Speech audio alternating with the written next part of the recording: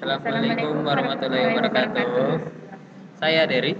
Saya Nida, kami berdua akan menjelaskan tentang dasar-dasar PHP. Selamat menyaksikan. Oke, saya akan menjelaskan bagaimana membuat PHP. Terlebih dahulu, untuk membuat PHP, Anda harus menginstal software XAMPP. Dalam software XAMPP, pastikan bahwa servis Apache dan MySQL telah terrunning, yaitu kita klik Start pada servis Apache dan kita klik Start pada MySQL. XAMPP telah terrunning untuk servis Apache dan MySQL. Kemudian kita gunakan Notepad++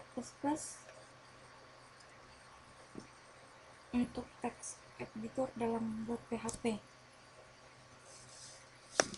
Kita mengetik tag, yaitu seperti berikut.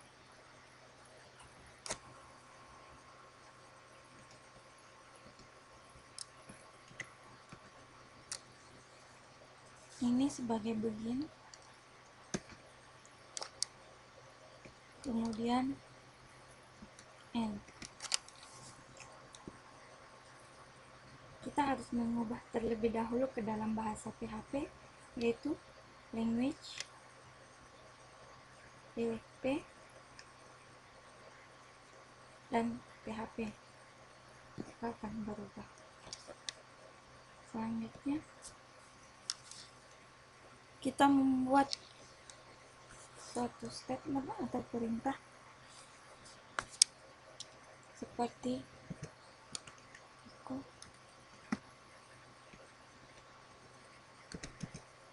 berdiri selamat datang di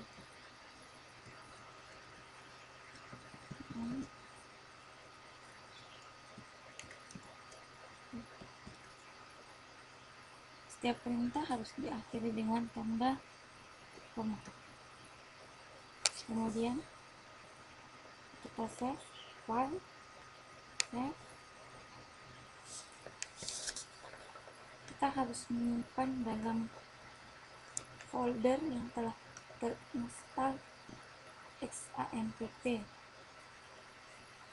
Install di local SC, kita pilih XAMPP, dan kita pilih folder Hapdocs. Setelah itu kita membuat folder baru. Misalnya saya beri nama folder coba.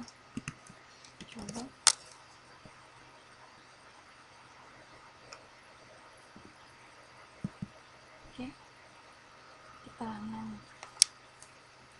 namakan notepad pada PHP yang akan disimpan, yaitu dengan nama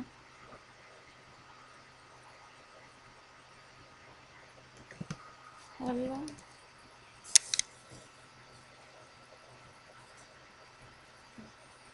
Kemudian kita save. Maka dalam notepad telah terlihat bahwa tersave dalam hello.php. Kemudian kita membuka web browser, yaitu Mozilla, yaitu localhost /XAMPP. Sini kita ubah localhost / folder yang kita simpan, folder tempat simpannya ini file dalam folder coba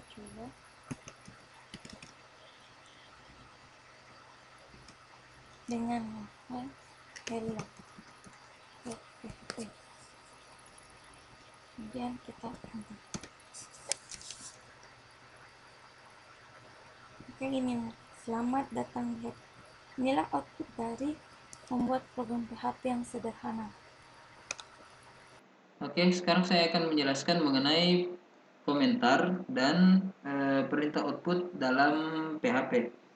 Nah, jadi pada saat pembuatan program PHP itu kita bisa memberikan komentar-komentar terhadap program yang telah kita buat untuk memberikan keterangan supaya kita tidak bingung sendiri istilahnya kan. Nah, jadi ini salah satu contoh untuk memberikan komentar. Jadi ada komentar yang diawali dengan teks seperti ini dan seperti ini. Jadi semua tulisan yang ada di antara kedua teks yang ini dan yang ini akan terbaca sebagai komentar. Nah, ini juga. Nah, cuma kalau seperti ini yang garis miring 2 itu hanya khusus untuk komentar-komentar pendek yang terdiri dari satu baris saja. Seperti halnya juga ini tanda pagar. Ini juga komentar hanya untuk satu baris. Nah, jadi kalau misalnya kita cetak nanti, coba kita lihat outputnya. Nah,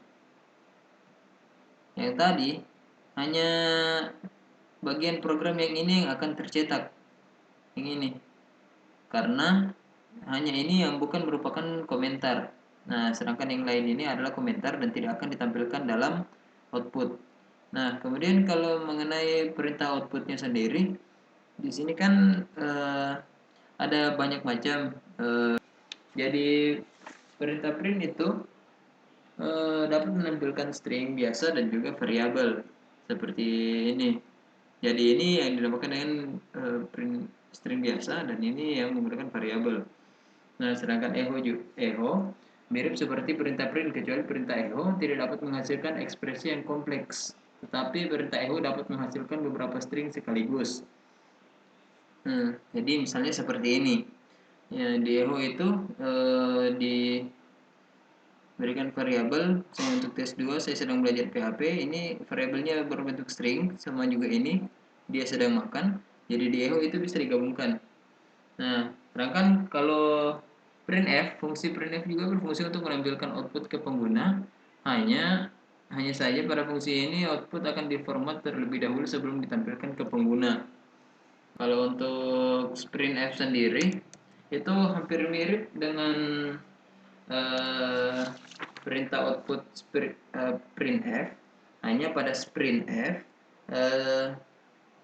hasil output akan disimpan ke dalam sebuah variabel bertipe string, bukan ditampilkan ke user. Jadi ini adalah contoh programnya. Kalau print seperti ini. Nah, penulisan print juga bisa seperti ini, bisa menuliskan variabel. Nah, seperti ini juga bisa menuliskan print. Nah, jadi mungkin seperti itu saja untuk penjelasan pemberian komentar dan perintah output. Oke, sekarang saya akan menjelaskan mengenai variabel, tipe data, dan konstanta dalam PHP. Jadi untuk yang pertama yaitu variabel. Variabel itu digunakan untuk menyimpan sebuah value atau sebuah nilai, data atau informasi. Nah, jadi ada beberapa aturan untuk penulisan nama variabel. Jadi ini kita lihat contoh programnya. Nah, jadi aturannya itu untuk penulisan nama variabel harus diawali dengan tanda $, seperti ini. Nah, kemudian panjangnya tidak terbatas. Nah, setelah itu ada aturan bahwa setelah tanda $, diawali oleh huruf atau underscores. Nah, kemudian karakter berikutnya baru boleh terdiri dari huruf, angka, dan karakter tertentu yang diperbolehkan. Di sini yang dimaksud karakter yang diperbolehkan adalah karakter ASCII. Kemudian variabel itu juga bersifat case sensitif. Jadi antara variabel A kecil dan variabel A besar itu berbeda. Kemudian tidak perlu dideklarasikan. Maksudnya tipe datanya yang akan kita gunakan itu sudah otomatis terbaca oleh program PHP. Kemudian tidak boleh mengandung spasi. Nah, jadi di sini kita lihat ada beberapa contoh untuk variabel beserta tipe datanya. Jadi kalau tipe data itu pada PHP ada 8 buah tipe data primitif yaitu boolean, integer, float, string, array, object, resource, dan null. Jadi nilai A yang pertama di sini variabel A adalah testing berbentuk string, dan di sini nilai A berubah menjadi 55 atau berbentuk integer. Nah, sekarang di sini nilai A sekarang menjadi 7,5 atau menjadi floating point. Di sini atau bilangan desimal. Oke. Nah, kemudian untuk konstanta. Nah, konstanta ini sendiri berbeda dengan variabel. Jadi konstanta itu tidak perlu memakai tanda dolar seperti di pembuatan variabel seperti ini. Jadi kalau konstanta itu kita langsung mendefinisikan. Kita lihat langsung di outputnya. Nah, seperti ini. Jadi di sini nama bukan merupakan sebuah variabel namun sebuah konstanta. Jadi kita tidak perlu menambahkan dolar di depannya. Tentang tikus. Oke, sekarang saya akan menjelaskan mengenai operator dalam PHP. Jadi ada beberapa jenis operator yang dikenal dalam PHP. Sekarang bisa kita lihat di sini. Ya, yang jenis pertama yaitu aritmatika. Jadi operatornya itu ada tambah, kurang, kali, bagi, dan persen. Nah, di sini keterangan-keterangannya. Jadi kalau persen itu di sini adalah modulus atau sisa bagi. Kemudian ada jenis operator penugasan. Nama operatornya itu sama dengan. Nah, di sini misalkan variabel A sama dengan 4, artinya variabel A itu ditugaskan bernilai 4 gitu. Nah, kemudian ada juga jenis operator bitwise. Sini seperti yang bisa kita lihat. Ada juga jenis operator perbandingan. Ya, seperti ini. Jadi misalkan variabel A sama dengan variabel B, variabel A lebih kecil dari variabel B, dan sebagainya. Ada juga jenis operator logika, yaitu AND, OR, atau di sini bisa kita lihat variabel A and variabel B bernilai benar jika A dan B keduanya benar. Nah, seperti itu. Kemudian ada juga jenis operator string. Operatornya itu menggunakan titik. Nah, di sini gunanya yaitu untuk menggabungkan string variabel A dan variabel B. Nah, jadi di sini ada contoh program. Sekarang kita akan lihat hasilnya bagaimana. Ini adalah hasil outputnya dari program yang ini. Bisa kita lihat di sini nilai variabel A ditambah variabel B sama dengan nilai jumlahan dari keduanya. Oke, sekarang saya akan kembali menjelaskan mengenai bagian struktur pengkondisian dan perulangan. Nah, jadi yang pertama itu untuk struktur kondisi. Jadi dalam struktur kondisi sendiri itu ada berbagai jenis, yakni struktur kondisi if, struktur kondisi if else, struktur kondisi khusus, dan struktur kondisi switch case. Langsung kita lihat ke contohnya. Kita langsung lihat output. Nah, jadi tadi dari contoh ini bisa dilihat seperti inilah output yang akan dihasilkan. Jadi untuk struktur kondisi seperti itu. Nah, kemudian untuk yang masalah perulangan. Jadi untuk perulangan sendiri itu ada beberapa macam perulangan. Yang pertama perulangan for, yang kedua perulangan while, ada juga perulangan do while, dan perulangan for each. Namun perulangan for each itu adalah perulangan yang menggunakan array. Nah, di sini saya berikan contohnya. Dalam perulangan itu kita harus mengenal tiga elemen utama. Yang pertama yaitu inisialisasi awal atau nilai awal, terus kemudian pengkondisiannya yang ini, dan kemudian counternya atau penghitungnya seperti ini. Oke, sekarang saya akan menjelaskan mengenai subprogram dalam PHP. Jadi seperti yang kita ketahui, subprogram itu sangat banyak manfaatnya apabila kita membuat sebuah program PHP. Ya, artinya bisa kita partisi programnya menjadi sebuah program-program kecil. Nah, jadi kita langsung ke contoh. Nah, jadi di sini kita tuliskan contoh fungsi tanpa parameter dan fungsi dengan parameter. Nah, di contoh yang pertama itu kita membuat fungsi tanpa parameter. Nah, seperti ini sintaks yang harus kita tuliskan. Misalkan namanya itu fungsi cetak ganjil. Nah, di sini adalah programnya. Nah, di sini kemudian yang akan kita gunakan untuk proses pemanggilan fungsi yang telah kita buat di atas tadi. Nah, untuk yang contoh yang kedua, seperti itu juga. Tapi di sini fungsinya kita melakukan perhitungan di dalam fungsi tersebut. Jadi fungsinya dengan parameter dan mengembalikan nilai. Nah, di sini namanya fungsi yang kedua itu fungsi luas lingkaran dengan parameter jari. Nah, terus ini adalah programnya, yaitu kita kembalikan nilai dengan rumus seperti ini. Nah, terus di sini kita panggil fungsinya.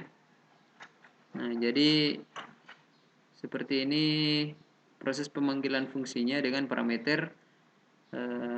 Kita langsung lihat ke outputnya. Nah, dengan program yang seperti ini kita dapatkan output seperti ini. Yang pertama untuk contoh yang satu itu fungsi tanpa parameter, kita akan cetak angka ganjil. Nah, akan keluar outputnya seperti ini. Nah, kemudian untuk yang contoh kedua fungsi dengan parameter, kita melakukan proses perhitungan luas lingkaran dan fungsinya yaitu ini, dan kita masukkan nilai untuk jari-jarinya 10. Nah, seperti ini proses pemanggilan. Nah, akan dihasilkan output yang seperti ini. Oke, jadi itu adalah penjelasan mengenai subprogram dalam PHP. Baiklah, sekarang saya akan menjelaskan mengenai larik atau array. Jadi array sendiri itu merupakan tipe data terstruktur yang berguna untuk menyimpan sejumlah data yang bertipe sama. Nah, bagian yang menyusun array disebut elemen-elemen array, yang masing-masing elemen dapat diakses tersendiri melalui indeks array. Jadi indeks array itu dapat berupa bilangan integer atau string. Nah, untuk lebih jelasnya mari kita langsung lihat ke contoh program. Nah, di sini ada dua array. Array yang pertama itu saya namakan array buah, dan di sini adalah elemen-elemen array-nya. Array yang list yang pertama itu mangga, kedua durian, jambu, dan pepaya. Nah, di sini kita melakukan proses pemanggilan array-nya. Nah, jadi array itu secara default terurut indeksnya dari 0, 1, 2, 3 dan seterusnya. Nah, jadi di sini ketika kita melakukan panggilan echo array buah r buah dengan indeks ke 0, maka otomatis akan terpanggil mangga. Seperti ini. Dan kalau kita panggil array buah yang dengan nomor indeks ketiga, artinya yang akan terpanggil adalah pepaya. Karena di sini terhitung dari 0, 1, 2, 3. Nah, seperti itu juga dengan array yang kedua yaitu array warna. Tapi di sini perbedaannya dengan array yang pertama, yaitu array yang pertama kan kita langsung menuliskan elemen-elemen array-nya dalam sini, dalam kurung. Nah, sedangkan di sini array yang kedua itu kita menambahkan elemen-elemen array seperti ini.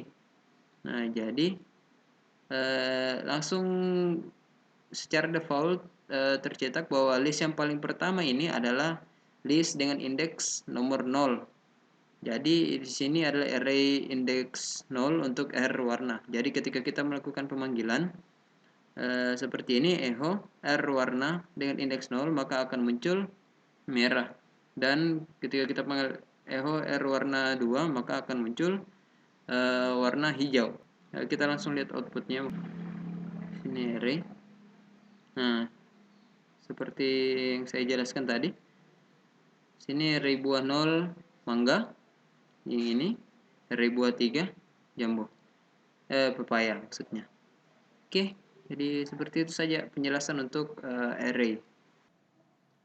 Terima kasih telah menyaksikan. Wassalamualaikum warahmatullahi wabarakatuh.